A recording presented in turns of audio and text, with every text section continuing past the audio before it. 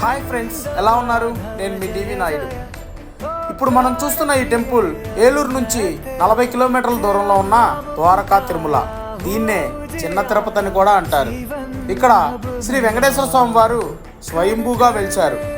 ఇక్కడ దర్శనం టైమింగ్స్ వచ్చేసరికి మార్నింగ్ 6 నుంచి మధ్యాహ్నం 1 గంట దాకా, మరలా 3 నుంచి సాయంత్రం 5:30 దాకా, మరియు సాయంత్రం 7 నుంచి 9 దాకా.